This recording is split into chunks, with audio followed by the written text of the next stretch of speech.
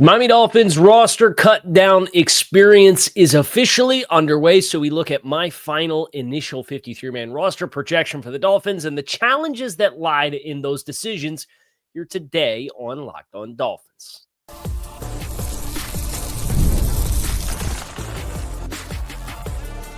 You are Locked On Dolphins, your daily Miami Dolphins podcast, part of the Locked On Podcast Network, your team every day.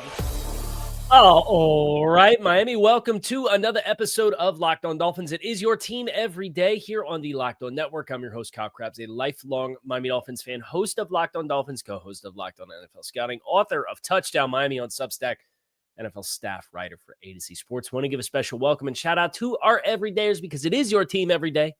We don't just say it, we live it here on the Locked On Network. Today on the show, we have the first of the Dolphins' many roster cuts having been reported this morning. Over the weekend, after the Dolphins' preseason win over Jacksonville, I did a 53-man roster projection that posted up at A to Z Sports. We're going to go through that 53-man roster projection, the challenges for the decisions that I ultimately made, and the practice squad must-haves, the ones I want to see back for the Dolphins on the practice squad for the 2025 season. The Dolphins get 53 plus 16 plus whatever jumbling of injury and reserve roster designations you can finagle to keep additional players as well, which the Dolphins are going to have the opportunity to do some of that. So let's start first and foremost with this. Who made the cut? I'm going to read through the full position room, number of players who made the cut for the Dolphins 53. We'll go through the whole thing, and then we'll go from there as far as hard cuts that were made. Quarterback, I don't think there's any. I know some people are ready to cut Zach Wilson. Zach Wilson got a $6 million fully guaranteed contract. I know financials aren't the only reason you make decisions, but that'd be a lot of egg on your face to trade or to move on from Zach Wilson. I thought he played his best preseason game against Jacksonville. Tua Tagovailoa, Zach Wilson, Quinn Ewers. 3 quarterbacks carried. 2 quarterbacks who were in-house for the entirety of the offseason program, which is more than what you could say for the Dolphins at any point last year after Skylar Thompson goes down, and it's Snoop Huntley, who they signed in September, and Tim Boyle, right? Who's the time on task you would like to think would help these guys if they had to play. So that's a big needle-moving part of the decision for me. 3 quarterbacks. 4 running backs, including Alec Ingold at fullback, Devon Achane, Jalen Wright, Ollie Gordon. Jalen Wright's current situation with an injury that he suffered at practice. There was no super ominous signs of injury while he was on the sideline for the preseason game, so that's a good thing. But Achane, Wright, Gordon, Alec Ingold, with the cuts being Mike Boone and Aaron Shamplin. Shamplin, as of this morning, it's already been reported, has been cut. So that's the first of the dominoes that's going to fall for Miami. And then you have season-ending injured reserve for Alexander Mattison. So he's technically on a reserve list. But the 4 active players, Achane, Wright, Ollie Gordon, Alec Ingold. Wide receivers, I kept 6. And you could probably start to anticipate the domino effect somewhere else with 6 wide receivers. Tyreek Hill, Jalen Waddle, Malik Washington, Nick Westbrook-Ikine, Taj Washington, D. Eskridge. I kept all 6. That leaves Ezukama, Andrew Armstrong, Theo Weiss, and A.J. Henning on the outside looking in. This is a big difference from last year with the Dolphins. When they did their initial cut, they went to 4. And it was like, are they really going to play with 4 wide receivers? Well, they claimed Grant Dubose off waivers from Green Bay. And that experiment didn't go well. But D. Eskridge has a speed element and a special teams element that I think gives him a quality depth element for Tyreek Hill, Jalen Waddle that you don't have with Malik Washington and Nick Westbrook-Ikine as the 2 receivers that I think are in front of him on the depth chart. So there's like a traditional Z receiver speed element where if you want to run stuff that's going to lift the coverage, I think D can do that at a better level than what Malik and Westbrook-Ikine I think can. Where Nick's probably better suited for an X receiver in isolation, and then also playing some in the slot for the run game work. And I think Malik Washington's at his best as a slot receiver. Taj Washington, that's one where I think if you cut him, I think his preseason's been good enough, he'd probably get clean. Whereas, Theo Weiss, his production has come late in games where I don't think that there's not an athletic profile there that really screams, get this guy on your roster for NFL teams. So 6 wide receivers to go with 4 backs and 3 quarterbacks. That's Kyle does math live on the show. 13 plus an additional 4 at tight end to bring you to 17 before you get the offensive line. Darren Waller, Julian Hill, Pharaoh Brown, Tanner Connor. I have zero confidence after the name Julian Hill on this list. Pharaoh Brown did not have a very good preseason.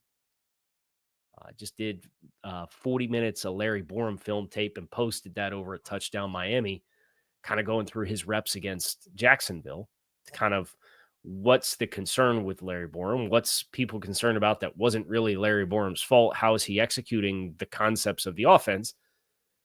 And in doing that film study, you see some Pharaoh Brown, and I think Pharaoh Brown's kind of struggled with some of the consistency of punch placement and blocking in space, and he looks a little rigid for a lot of the space and motion and shift work that comes in this offense. But they don't have another name, right? Like you would have liked it. I think Hayden Roosie's been awesome in the preseason in both years as a blocker, but he's never gotten an elevated opportunity. Why? That to me gives me the tea leaves that he's not where they need him to be to have a legitimate 53-man roster profile. So because it's just that their only wide tight end option is Julian Hill and then Pharaoh Brown, they only have those 2 options. It's a starter and a backup, whoever ends up being which. Just like for Darren Waller, I'm carrying Tanner Connor because you have the Darren Waller skill set, and Darren Waller hasn't done any competitive reps yet. And the season starts in less than 2 weeks. So you need to carry somebody that can give you that role within the offense. You don't have to, but I would assume that they're going to want to have it. And as a result, I have Waller, Hill, Pharaoh Brown, Tanner Connor. You could tell me either Pharaoh Brown or Tanner Connor doesn't make the roster. I wouldn't be surprised. But then you have to go find and pivot and find an option to fill that role. And anybody that you go outside looking in at this stage of the game hasn't been a part of the offseason program. Offensive line. I technically keep 10, but only 8 on the 53 because you get 2 on reserve lists. Liam Eichenberg started training camp on the PUP list. He's never been activated off the PUP list. As a result, the Dolphins can leave him on the PUP list. He will not take a 53-man roster spot until he's ready to be activated off that list. And he'll miss at minimum the first 4 weeks of the season as a result. So kind of how IR works now. I think Andrew Myers is a good candidate as well to be an IR with a designation for return. It used to be you had to be on the 53 after cuts, and then you could get put on IR with a designation to return. They've allowed teams to take up to 2 players and just put them on the IR to return without cutting them. So if you do it twice, you can keep 53 instead of keeping 55. Plus with Liam as a PUP list, that's a different list and a different designation. That is an additional player that you can stash. So I'm technically keeping 53 because I'm using the 2 IR return spots and then Liam Eichenberg with the PUP list. The bad news is Meyer and Eichenberg with this strategy are not going to dress and be available for the active roster for the first 4 weeks of the season. So that's through the Monday night game against the Jets at minimum with this strategy. But that's kind of just hearing what Mike McDaniel had to say about Liam Eichenberg, hearing what people are seeing with Andrew Meyer, and there's, I guess, some kind of upper body brace, and he had a great first 2 weeks and then got injured. Kind of just trying to read between the lines and anticipate how they're going to strategize those players. Because I kept 10, but 2 of them are on reserve list. That means I have 8 on the active roster to start the season. It's Patrick Paul, Jonas Savaianaya, Aaron Brewer, James Daniels, Austin Jackson, projected starting 5. Larry Borum as your swing tackle. Daniel Brunskill as somebody who could play center and guard. And then Keon Smith is somebody who could play tackle and guard. I think Keon Smith really pulled himself out of the fire there, it felt like, against Jacksonville. It was a much better performance for him. It was at tackle. I think he is a left tackle at his core. And they'll talk up the positional cross-training, but at the end of the day, I didn't see a great deal of field. Now, Bourne can play guard too. He's played guard in a pinch. Now, you'd like to keep him at tackle because that's where he's gotten his work in a new offense and a new scheme. But you've got 3 position flexible guys behind the projected starting 5. Now, this is a little bit of a roll of the dice because Austin Jackson has been on ice. So it's not without its downsides. Now, I'd like to get Braden Daniel. Let me not do the show before the show.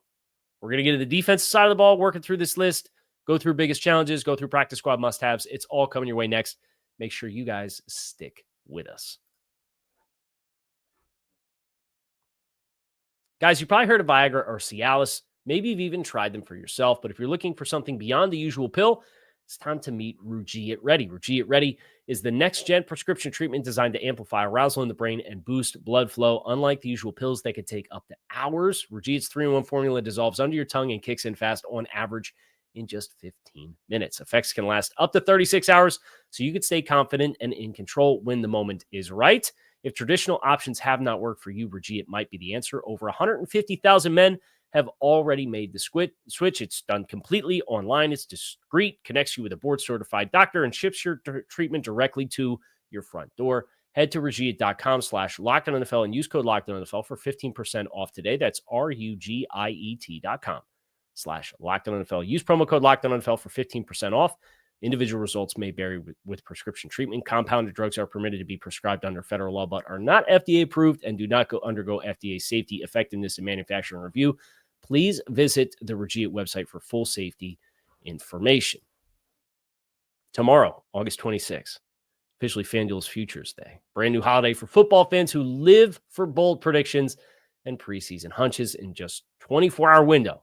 FanDuel is giving you deals on NFL season predictions. So whether you're calling your MVP shot, eyeing a long shot division winner, or ready to crown your Super Bowl champ before week 1 even kicks off, this is your moment. Visit the FanDuel app today. Start planning your futures bets now because Futures Day is one day and one day only. FanDuel, play your game. We're back here on the program. Going to go through the defensive side of the ball. But before we do, we are putting together a survey to learn more about our listeners here on the Locked On Network. And to make your favorite podcast even better, we'd like you to go to lockedonpodcast.com/survey or use the QR code if you're watching here on YouTube. To get started, everyone who completes the survey will be entered into a chance to win one of 10 $100 Amazon gift cards. The defensive side of the ball. We then did end up keeping 8 plus 4 is 12, plus 6 wide receivers is 18, plus 4 running backs is 22, plus 3 quarterbacks, 25. You get 3 specialists. We'll get that out of the way. It's Jason Sanders, it is Jake Bailey, and it is Joe Cardona. Your 3 specialists. That leaves 25 for the defensive side of the ball to match the 25 for the offensive side of the ball. On the defensive tackle front, I chose to keep 6. Zach Sealer, Kenneth Grant, Benito Jones, Jordan Phillips, Zeke Biggers, the 7th-round rookie, and then that last spot came down to Matthew Butler and Matt Dickerson for me. I kept Matthew Butler, and we'll get into the strategy as to why that is a little later. But I paired that 6, going back to Anthony Weaver in year 1 in Miami, talking about wanting to have wave after wave of rotational defensive line depth, and they really only played 4 guys last year. They didn't have the depth. They have the depth this year. I expect them to use it. I would say Zeke Biggers as your 6th is better than whoever your 5 was last year, whether it was Brandon Peely or whatever other Neil Farrell failed experiment that you had, trying to get somebody else to eat 15 snaps a game. You couldn't get it.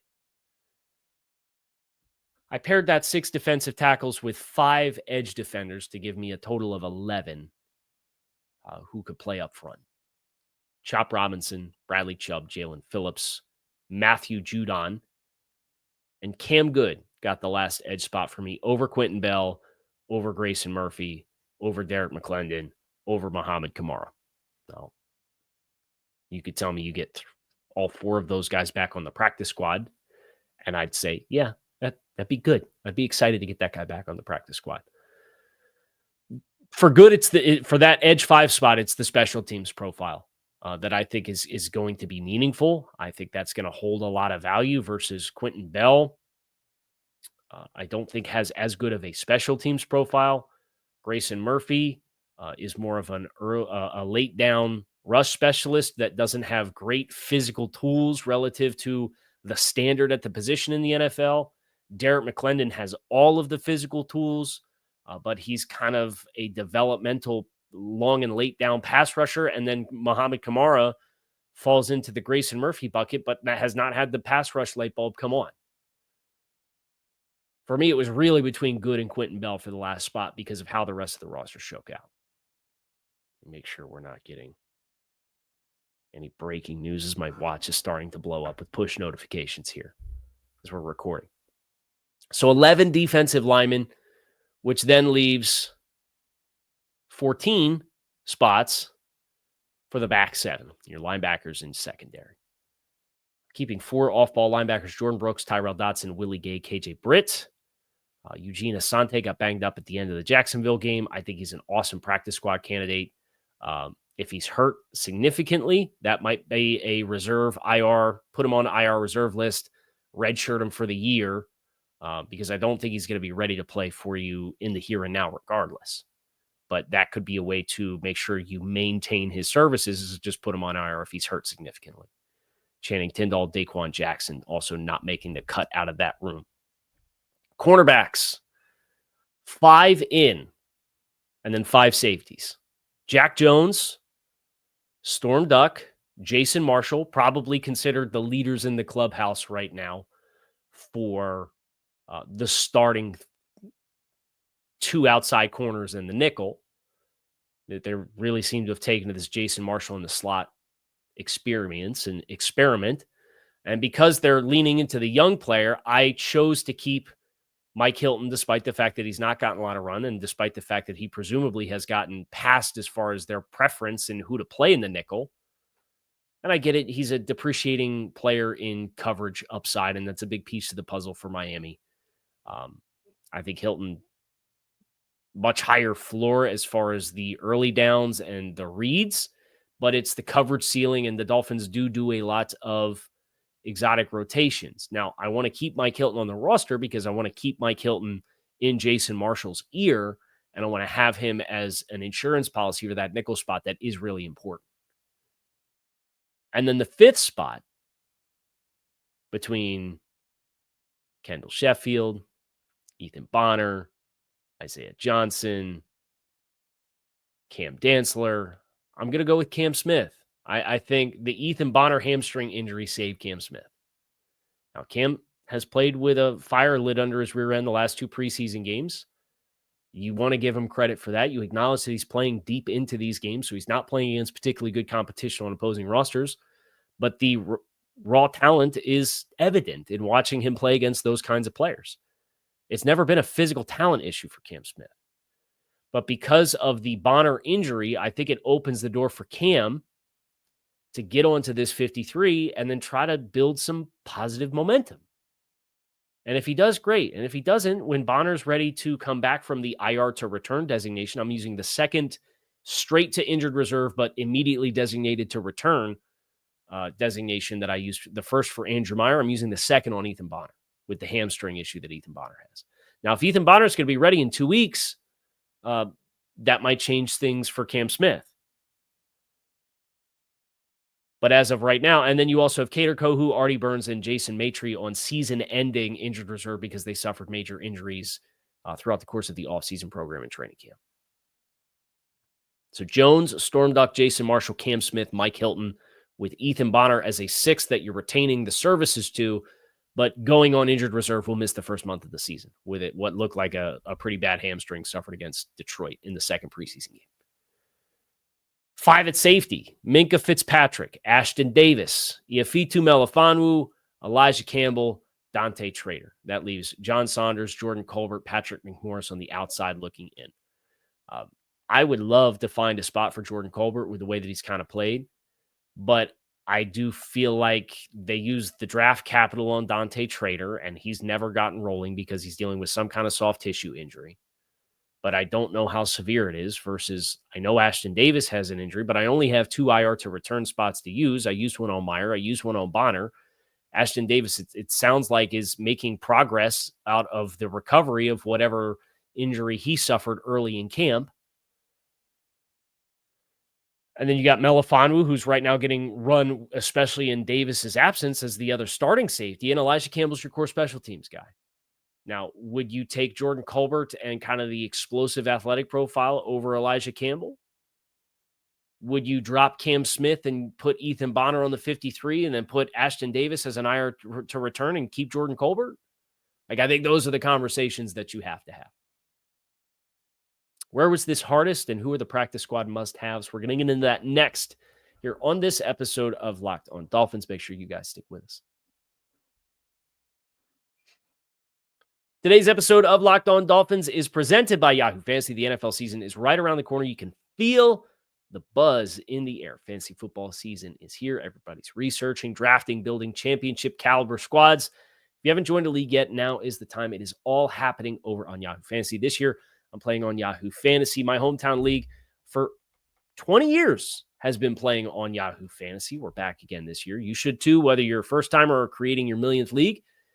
Season kickoff is on September 4th, and now's the time to start playing Yahoo Fantasy Football, which offers a ton of fun ways to compete. If you're looking for more ways to play, Yahoo just dropped their Guillotine League mode, where the lowest scoring team is eliminated each week until there is just one team left standing. If you want to play instantly with friends, you can try the new Draft with Friends mode. If you prefer the classics, you can get your crew together like I did with my friends from my hometown and go head-to-head in a private league.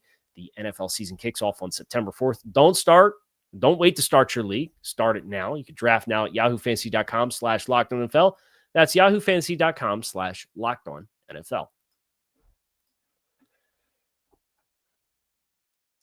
Alluded to some of these, but that 10th DB spot was a challenge, and you're guessing to a certain degree on what recovery windows are going to look like based off what guys look like on the sideline during the preseason game and how bad an injury looked, and what Mike McDaniel's coded language during press conference kind of alludes to is week to week, right? He alluded to Jalen Wright as week to week. It'll be weeks until Ethan Bonner is back he had a real hamstring injury. Okay, well, Mike McDaniel says Ashton Davis had a injury that was not season ending, and he was reportedly in a boot. Now he's reportedly out of the boot already, and it's 2 weeks to the start of the season. Okay, what was the injury? What's the recovery like? Is he going to need another 6 weeks? So some of this is guesswork with braces and reports of guys with limps and this and that and what you see on TV and knowing how Mike speaks. That was a hard part for me. Now, I did appreciate the Eichenberg PUP designation and then the 2 IR returns to ensure that I technically kept 56, even though 53 are going to be available for you for the first 4 weeks of the season. I mentioned the Jordan Colbert dynamic in the safety room. I'm surprised that Colbert became the hard one to cut relative to Patrick McMorris, but I did not think McMorris looked as comfortable or confident this preseason than what he did last year. That 5th edge spot, technically the 11th defensive line spot, where it could have been Matt Dickerson, it could have been Cam Good, it could have been Quentin Bell, it could have been Murphy, McClendon. That was a really hard decision to make as well. Now, the strategy for me came down to, aside of the special teams value, which I think Good gives you the greatest returns on, I think Quentin Bell at this stage, he kind of is who he is, and he's a nice early down rotational guy. Is somebody going to drop everything to put him on their 53? And in the same light, is somebody going to drop everything to put Matt Dickerson on their 53 as a player available for waivers? Or are they more likely to say, hey, Matthew Butler was a mid-round draft choice not that long ago, played on a bad team in Las Vegas, got to Miami, showed some life. Maybe we want to bet on that, and that the Dolphins tapped into something that you just simply couldn't get with the Raiders. That's why Matthew Butler makes the 53 over Matt Dickerson. And then obviously the special teams decision with Cam Good over Quentin Bell and the young guys. But those technically spots 9 and 10 or 10 and 11 for the defensive line were difficult. I would have liked to have found a spot for Braden Daniels to carry a 9th offensive lineman on the 53. I would not be surprised if that actually happens, but you go through the skill group and you ask yourself, who is Braden Daniels better than? And Tanner Connor, I think you could certainly make the argument he was better than Tanner Connor, but you need the Tanner Connor hedge for the Darren Waller situation with what's not known about Darren Waller. At wide receiver, I don't know that as promising as Braden Daniels looked at times against the 2s and the 3s, I don't think he outperformed Taj Washington or D. Eskridge. He certainly didn't outperform Ollie Gordon. And maybe Jalen Wright's the 3rd running back, but that from a draft capital perspective, he's going to have a spot. It's just the reality of things. So those were the hard challenges that I felt as though I faced in this process. Who do we need back on the practice squad from the cuts? I would not be mad about seeing Mike Boone or Aaron Shamklin back on the practice squad at running back. I think your 2 high guaranteed undrafted free agent rookies, your big body guys, Andrew Armstrong and Theo Weiss. I think those guys are must-haves. You get up to, you get 16. Now, some of those are going to be guys that have tenure in the league, and some of those guys have to be guys that don't have tenure. I believe it's 10 and 6 split, 10 guys that don't have tenure, up to 6 guys that do. So I would go one of Boone or Shamklin. I'd go Weiss and Armstrong. That's 3. Hayden Rusi for me at tight end. Because, again, he's looked really good with his opportunities. It's just not coming against the top of opposing depth charts. So that's 4. Braden Daniels, if you can get him, great. Probably Ryan Hayes as an offensive tackle would be 6. Matt Dickerson, Ben Stilley. Just give me Dickerson. I don't want to get too greedy here. That's 7. Because I know I would want Bell, Murphy, and McClendon back. And that's a blend of Bell as a tenured guy. Murphy and McClendon are not, but that would be 10. Eugene Asante is a rookie, unless he's really hurt, would be 11. Isaiah Johnson, I guess probably Cam Dantzler, as like you'd want somebody with some experience. I guess it could be Kendall Sheffield. What's his injury status look like? He's missed some time. And then Jordan Colbert, Patrick McMorris. I mean, that's close to the entire practice squad designation that you have built up over guys that did not make the cut. And then if you get a vet that shakes loose somewhere else and you don't want to make a 53 spot, but you want to elevate him for a month of the season as an offensive lineman potentially, to bridge you through your 2 IR to return and pup list guys on the offensive line, you could do that. So that's my list. I believe Marcel Louis Jacques from ESPN dropped his. We had 49 out of 53 in common. So it's nice to know Marcel's one of the guys I have the absolute utmost respect for. He's been a super kind person to me every time I go down there to South Florida. It's always great to see him. So I was glad to see the parallels that existed in our list and in seeming to think about a lot of this in a lot of the same ways. So we'll see how Marcel's list drops out. We'll see how my list drops out. We'll know what the initial 53 looks like in its totality from right now as I'm finishing to record this in about 29 hours, about 11 o'clock on Monday morning. Keep your eyes peeled. I got a cuts tracker over on A to Z. In addition to the actual 53-man, if you want to read it and read through and see it laid out in text, it's over on A to Z Sports for you guys as well. That's going to do it for me here today on the show. Kyle Krabs, keep it locked in here on Locked on Dolphins, your team. I appreciate you guys for checking out the show. Make it a great rest of your day, and I'll talk to you all again soon.